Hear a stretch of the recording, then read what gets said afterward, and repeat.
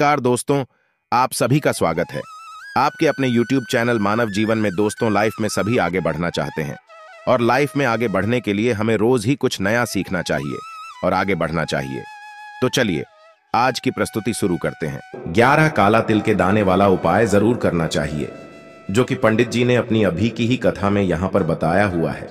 तो दोस्तों, इस उपाय को आपको कैसे करना है, कब करना है, कहाँ पर करना है और उपाय को करते समय आपको किन किन बातों का ध्यान रखना है, यह सारी जानकारी हम आपको इस वीडियो में देंगे। तो चलिए दोस्तों, उपाय को शुरू करते हैं। देखिए, यह दिन इतना खास होता है, इतना महत्वपूर्ण होता है। देखा गया है कभी कभी बड़े बड़े पूजा पाठ अनुष्ठान से जो मनोकामना पूर्ण नहीं होती है, वह 17 जून 2024 सोमवार के दिन एक छोटे से उपाय करने से ही आपकी मनोकामना पूर्ण हो जाती है। और बहुत सारे लोगों ने इस उपाय को किया भी है और उनको इस उपाय को करने का फल भी जरूर मिला है। अगर आप लोग भी इस उपाय को 17 जून 2024 सोमवार निर्जला एकादशी के दिन करना चाहते हैं, तो आप इस उपाय को पहले अच्छे से समझ लेना, सुन लेना, उसके बाद करना। आपको इस उपाय का फल जरूर मिलेगा। और इस उपाय को करने से आपके घर में चाहे किसी भी प्रकार की दुख और समस्या क्यों ना चल रही हो, आपको उसका कारण भी नहीं पता है कि भाई यह समस्या किस कारण से चल रही है, उसका कुछ भी कारण हो सकता है, जैसे पितृदोष हो सकता है या किसी भी तरह का मंगल दोष भी हो सकता है, और भी बहुत तरह के दोष होते हैं, कुछ भी हो सकता है। पर आपको इस उपाय को करने के लिए अपने दोष को पता लगाने की भी जरूरत नहीं है। 17 जून 2024 सोमवार निर्जला एकादशी के दिन इस 11 काला तिल के दाने वाला उपाय को आप लोगों को कर लेना है। दोस्तों, अब हम समझते हैं इस वाले उपाय को हमें करना किस समय है। तो सबसे पहली बात दोस्तों, हम समझते हैं कि यह 11 काला तिल के दाने वाला उपाय करना किसको है। तो देखिए, यहां पर सीधी सी बात है, सीधी सी, कि यह 11 काला तिल के दाने वाला जो उपाय है, यह किस लिए किया जा रहा है। यह मनोकामना को पूर्ण करने के लिए किया जा रहा है, या आपके जीवन में जो दुख और परेशानियां हैं उनको दूर करने के लिए किया जा रहा है, या आपका कोई बड़ा काम है जो कि नहीं हो पा रहा है, आप उसके लिए इस उपाय को कर सकते हो। तो सीधी सी बात यह है कि आप अपनी किसी भी प्रकार की मनोकामना के लिए इस वाले उपाय को कर सकते हो।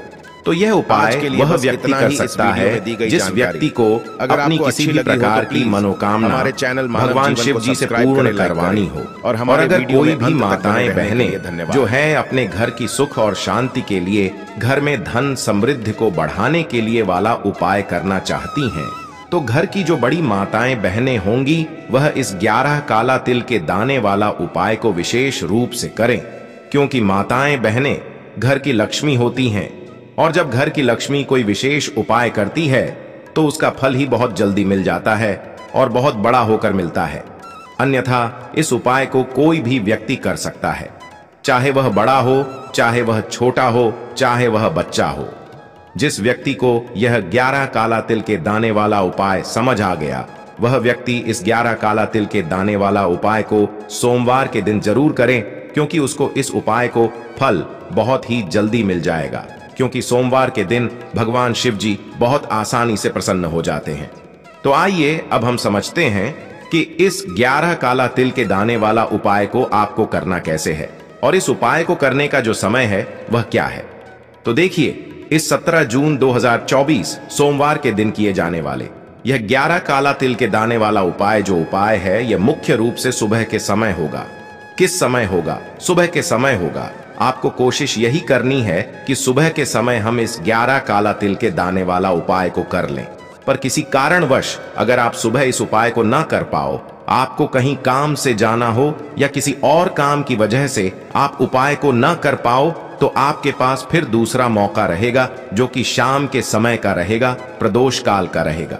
अब भाई, प्रदोष काल का समय भी एक बहुत ही लोगों के मन में प्रश्न बन जाता है कि भाई यह समय होता कब है, कितने बजे से लेकर कितने बजे ये समय होता है, ताकि हमें उपाय के लिए जो है करने का समय पता लग जाए। तो हम आपको बता दें, प्रदोष काल का जो एक समय होता है, शाम का समय, वो होता है शाम के 6 बजे से लेकर शाम के 7 बजे के बीच का। इस समय के बीच में आप उपाय को करेंगे तो आपको उस उपाय का जरूर फल मिलेगा। तो शाम के 6 बजे से लेकर शाम के 7 बजे के बीच में आप लोग इस 11 काला तिल के दाने वाला उपाय को कर सकते हो। तो भैया बहुत सारे लोग यहाँ पर यह प्रश्न भी जरूर करेंगे कि भाई हम तो नौकरी पर जाते हैं, हम अपनी ड्यूटी पर जाते हैं और आने में हमें देर हो जाती है, तो उस जगह पर हमें क्या करना चाहिए। तो देखिए, उन लोगों को भी टेंशन लेने की जरूरत नहीं है।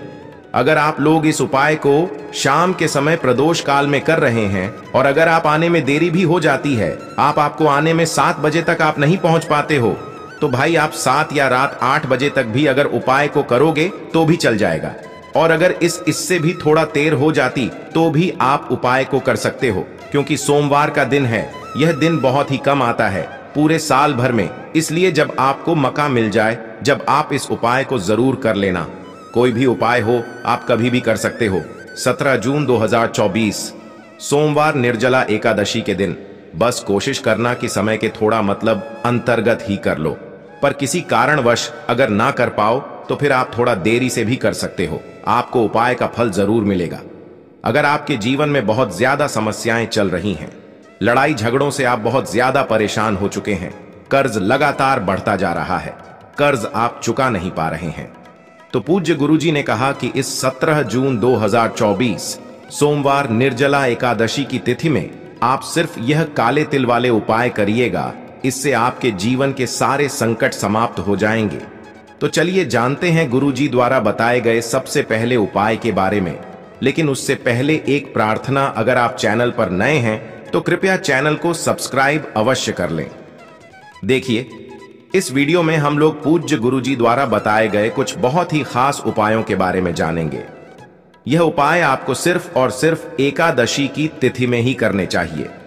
अगर इन उपायों को आप इस ज्येष्ठ मास में पड़ने वाली इस सोमवार की निर्जला एकादशी में करते हैं तो इससे आपके जीवन में विशेष परिवर्तन होंगे। आपको धन की प्राप्ति होगी, मनोकामनाएं आपकी परिपूर्ण होंगी तथा आपके सारे संकट समाप्त हो जाएंगे।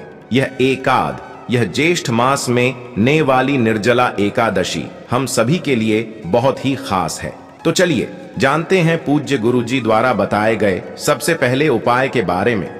देखिए, इस उपाय के लिए आपको एक लोटा जल ले लेना है। तांबे के पात्र में आपको अपने घर से जल ले लेना है। इसी के साथ आपको थोड़े से काले तिल के दाने ले लेने हैं। आप चाहे तो 11 काले तिल के दाने ले लें या फिर 21 काले तिल के दाने ले लें। काले तिल के दाने भगवान विष्णु के पसीने से उत्पन्न हुए हैं, इसलिए अगर काले तिल के दाने का कोई भी उपाय शिवलिंग के ऊपर किया जाए तो इससे हमारे महादेव भी हमसे प्रसन्न होते हैं और साथ ही साथ भगवान विष्णु भी प्रसन्न होते हैं। निर्जला एकादशी की भी भगवान विष्णु को समर्पित होती है, इसलिए हमें यह काले तिल वाला उपाय विशेष रूप से करना चाहिए। इसी के साथ आपको ले लेना है एक गुड़ का टुकड़ा, 1 या 2 छोटे छोटे गुड़ के टुकड़े आप ले सकते हैं। अब ये सारी सामग्री लेकर आपको शिवालय पहुंच जाना है। देखिए, इस उपाय को आप सुबह करना चाहे तो सुबह कर लें और शाम को करना चाहे तो शाम को कर लें। पूरे दिन में किसी भी समय आप इस उपाय को कर सकते हैं। देखिए, आप निर्जला एकादशी की तिथि में एक कार्य और करिएगा। जब भी आप सुबह सुबह स्नान किया करिए तो निर्जला एकादशी की तिथि में थोड़े से काले तिल के दाने अपने स्नान वाले जल में जरूर डाल लिया करें। थोड़े से काले तिल के दाने अपने स्नान वाले जल में डालकर फिर उस जल से स्नान किया करिए। इससे हमारे भाग्य में उदय होता है, हमारे दुर्भाग्य का अंत होता है। इसलिए आप यह कार्य प्रत्येक निर्जला एकादशी को जरूर करिएगा। अब देखिए, इस उपाय के लिए आपने सारी सामग्री लेकर आप शिवालय पहुंच गए। अब शिवालय पहुंचने के बाद सबसे पहले आप दक्षिण दिशा में बैठ जाइए और उत्तर दिशा की तरफ अपना फेस कर लीजिए। लेकिन अगर शिवालय में भीड़ है तो फिर ऐसी स्थिति में आप किसी भी दिशा में बैठकर शिवलिंग की पूजा प्रार्थना कर सकते हैं। अब आप ये जो काले तिल के दाने लेकर आए हैं, इनको एक एक करके इसे एक लोटे जल में डालते जाइए और लगातार श्री शिवाय नमस्तुभ्यम मंत्र का स्मरण करते जाइए।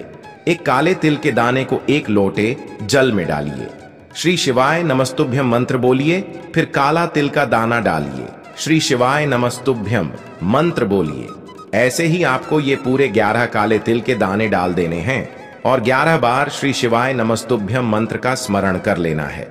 फिर इसके बाद आप 1 या 2 जितने भी गुड़ के टुकड़े लेकर आए हैं उनको भी इसे एक लोटे जल में डाल लीजिए और श्री शिवाय नमस्तुभ्यम मंत्र का स्मरण कर लीजिए।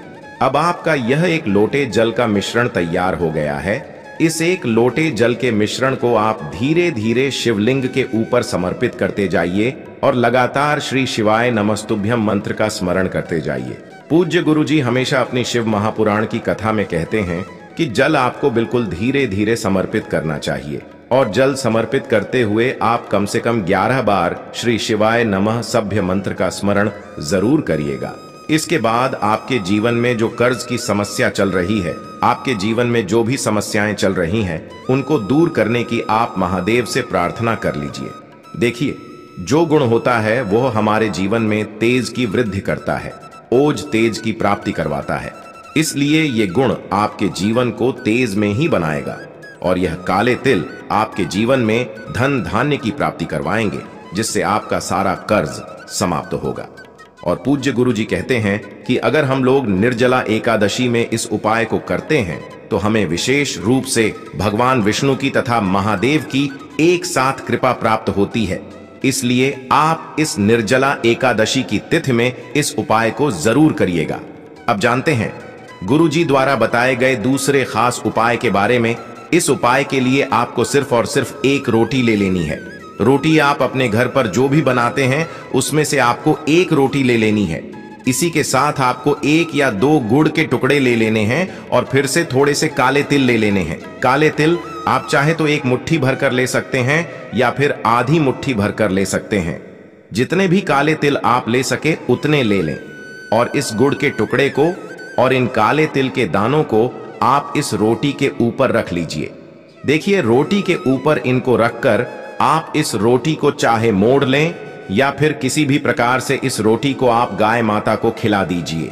अगर लाल रंग की गाय माता मिल जाती है तो यह हमारे लिए बहुत ही विशेष हो जाता है, नहीं तो आप किसी भी रंग की गाय माता को खिला सकते हैं। देखिए, हम सभी जानते हैं कि हमारी जो गौ माता होती है उनमें 33 कोटि देवी देवताओं का वास होता है। इसलिए अपने जीवन में किसी भी प्रकार की देवी देवताओं की कृपा प्राप्त करने के लिए अगर हम गाय माता को निर्जला एकादशी की तिथि में इस विशेष रोटी को खिला देते हैं तो गुरुजी ने कहा कि इससे हमें विशेष रूप से गाय माता की कृपा के साथ समस्त देवी देवताओं की कृपा प्राप्त होती है और हमारे जीवन में जो भी दुर्भाग्य चल रहा है, जो भी संकट चल रहे हैं, जो भी समस्याएं चल रही हैं, उनमें हमें धीरे धीरे आराम मिलना शुरू हो जाता है। देखिए, ये उपाय उन लोगों को करना है जिनके जीवन में संकट समस्याएं बहुत ज्यादा है। गाय माता को अगर आप यह रोटी निर्जला एकादशी को खिलाना शुरू कर देते हैं तो गुरुजी ने कहा सिर्फ 2 या 3 एकादशी अगर आप इस उपाय को कर लेते हैं तो आपके जीवन में चमत्कारी परिणाम होना शुरू हो जाते हैं। आपके सारे कार्य बनना प्रारंभ हो जाते हैं। अब जानते हैं गुरुजी द्वारा बताए गए तीसरे खास उपाय के बारे में। इस उपाय के लिए आपको थोड़ी सी हल्दी ले लेनी है। आप चाहे तो 1 चुटकी हल्दी ले लें या 2 चुटकी हल्दी ले लें। शुद्ध पिसी हुई आपको हल्दी ले लेनी है। अगर आपको अच्छी लगी हो और इसी के साथ आपको 11 या 21 काले तिल के दाने ले लेने हैं। और हमारे वीडियो में अंत तक ये 2 सामग्री लेने के बाद आपको 1 लोटा जल ले लेना है। इस 1 लोटे जल में आपको ये दोनों सामग्री डाल लेनी है। आप जितने भी काले तिल के दाने लेकर आए हैं उनको डाल लीजिए और जितनी भी आप हल्दी लेकर आए हैं, 1 चुटकी या 2 चुटकी जितनी भी लेकर आए, उसको भी इस 1 लोटे जल में डाल लीजिए। अब ये 1 लोटे जल का मिश्रण लेकर आपको पहुंच जाना है किसी भी पीपल के वृक्ष के नीचे। देखिए, पीपल के वृक्ष को आप स्पर्श मत करिएगा, टच मत करिएगा, बल्कि इस 1 लोटे जल को आप धीरे धीरे पीपल के वृक्ष की जड़ में समर्पित करते जाइएगा तथा लगातार ओम नमो भगवते वासुदेवाय इस मंत्र का स्मरण करते जाइएगा। भगवान विष्णु का बहुत ही प्रिय मंत्र है, ओम नमो भगवते वासुदेवाय। इस मंत्र का स्मरण करते जाइए और धीरे धीरे इस 1 लोटे जल को वहीं पर समर्पित करते जाइए। फिर पीपल के वृक्ष के नीचे ही बैठकर आपके जीवन में जो भी समस्याएं चल रही हैं, चाहे धन की समस्या चल रही हो, चाहे व्यापार की समस्या चल रही हो, चाहे किसी भी प्रकार की समस्या चल रही हो, उसको दूर करने की आपको भगवान विष्णु से प्रार्थना कर लेनी है और फिर वापस अपने घर आ जाना है। गुरुजी कहते हैं कि निर्जला एकादशी की तिथि में विशेष रूप से हल्दी और काले तिल के दानों से किया गया यह उपाय आपके दुर्भाग्य को समाप्त करके सौभाग्य में वृद्धि करता है और आपकी धन से जुड़ी हुई सारी समस्याओं को समाप्त कर देता है। अब जानते हैं गुरुजी द्वारा बताए गए सबसे आखिरी उपाय के बारे में। देखिए, इस उपाय के लिए आपको एक लौंग ले लेनी है। एक फूल वाली लौंग ले लीजिए और साथ ही साथ आपको एक लोटा जल ले लेना है और सबसे आखिर में आपको थोड़ा सा लाल चंदन ले लेना है। महादेव को लाल चंदन अत्यधिक प्रिय लगता है, इसलिए आपको सिर्फ ये 3 सामग्री लेकर शिवालय पहुंच जाना है। ये उपाय आप सुबह करना चाहे तो सुबह कर लें और शाम को करना चाहे तो शाम को कर लें। शिवालय पहुंचने के बाद सबसे पहले आप जो लाल चंदन लेकर आए हैं उसको धीरे धीरे शिवलिंग में इस लाल चंदन का लेपन करते जाइए और लेपन करते हुए आपको लगातार श्री शिवाय नमस्तुभ्यम मंत्र का स्मरण करते जाना है। पूज्य गुरु जी ने कहा कि आपको अपने मन में बहुत ही सुंदर भाव रखने हैं कि मेरे जीवन में जो समस्याएं चल रही हैं वे सारी समस्याएं समाप्त हो रही हैं। चाहे आपका विवाह ना हो रहा हो, विशेष रूप से अगर आपका विवाह नहीं हो पा रहा, या फिर कर्ज की समस्या चल रही है, या फिर किसी भी प्रकार की समस्या है, तो अपने मन में आपको बहुत ही शुभ भाव रखने हैं और उन्हीं शुभ भाव को रखते हुए श्री शिवाय नमस्तुभ्यम मंत्र का स्मरण करना है और इस चंदन का लेपन करते जाना है। इसके बाद आप जो एक लौंग लेकर आए हैं उसको इस एक लोटे जल में डाल लेना है और फिर ये एक लोटा जल आपको धीरे धीरे शिवलिंग के ऊपर समर्पित करते जाना है। जल समर्पित करते हुए आप लगातार श्री शिवाय नमस्तुभ्यम मंत्र का स्मरण जरूर करिएगा। इसके बाद वहीं शिवलिंग के सामने बैठकर बाबा से प्रार्थना करते हुए, उनसे अपनी मनोकामना बोलते हुए तथा श्री शिवाय नमोस्तु मंत्र का लगातार स्मरण करते हुए, पूज्य गुरुजी हमेशा अपनी कथा में कहते हैं कि हमें इस मंत्र का पूरे दिन में कई बार उच्चारण करना चाहिए। इसलिए आप लोग श्री शिवाय नमोस्तु मंत्र का स्मरण करते हुए फिर वापस अपने घर आ जाइए। गुरुजी ने कहा कि महादेव को प्रसन्न करके अपनी मनोकामना को परिपूर्ण करने के लिए यह उपाय सर्वश्रेष्ठ है। तो दोस्तों, ये थे जी गुरुजी द्वारा बताए गए कुछ बहुत ही खास उपाय। अगर आपको जानकारी अच्छी लगी हो तो वीडियो लाइक करिएगा। मिलते हैं फिर एक नए वीडियो के साथ। श्री शिवाय नमस्तुभयम।